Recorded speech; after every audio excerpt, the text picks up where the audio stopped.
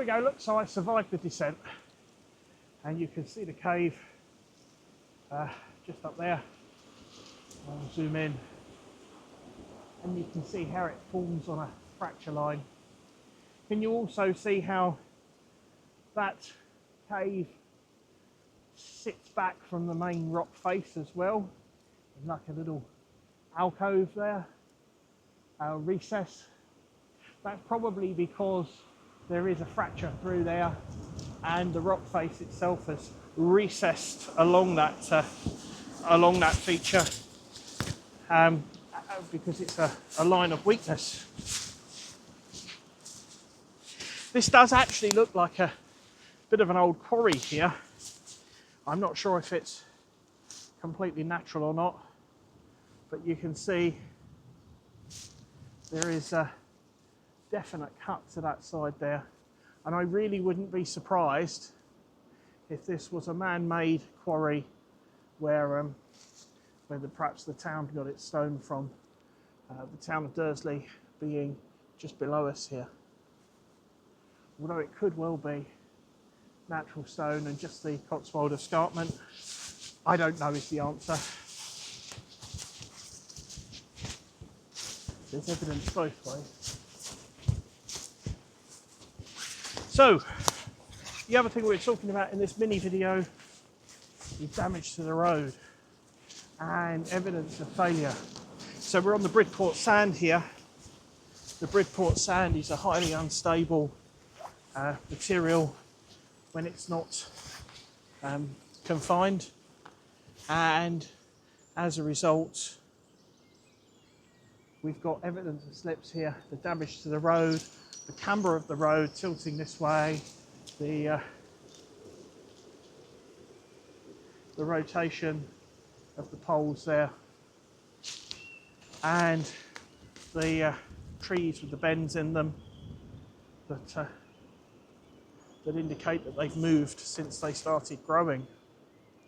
But there's another fantastic one here,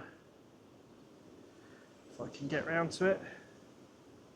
Look at that one there, and how it grows up. The pole is relatively straight there.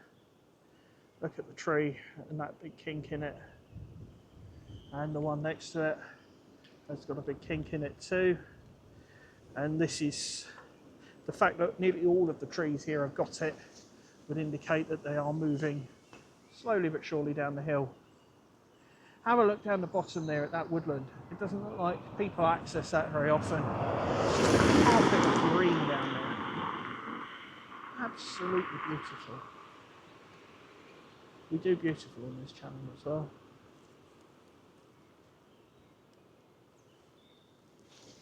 Just amazing. So, the chap who was worried about the potholes, if you're watching, yeah, they could be signs of failure. I mean, you can see that this patch here has been repaired a number of times.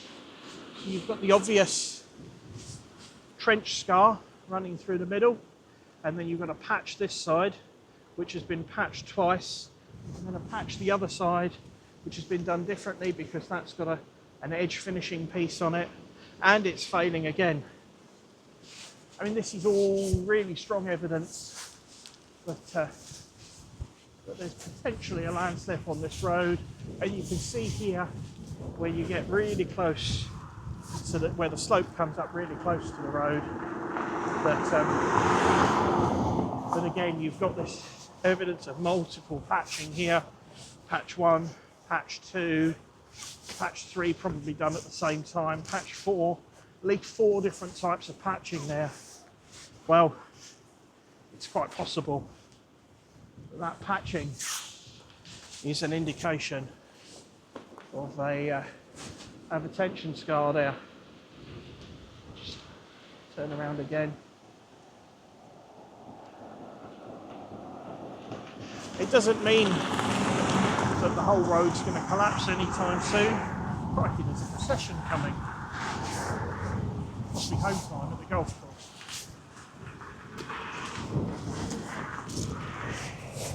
It doesn't mean that the whole road's going to collapse anytime soon. The if there's cohesion in the ground, then it's quite likely that that it might take many, many years, hundreds of years potentially, to fail completely. But running heavy vehicles up the road, for example, you wouldn't want to bring a 44-ton lorry up here unless you absolutely had to. And if you did, you'd want to stay over to the right. That sort of thing will just wear the road out faster. And if there is a slip, adding weight to the top, taking support away from the bottom, or increasing lubrication are the three ways that it's likely to fail. So we are getting there for now, almost back at the car, and to summarise, we've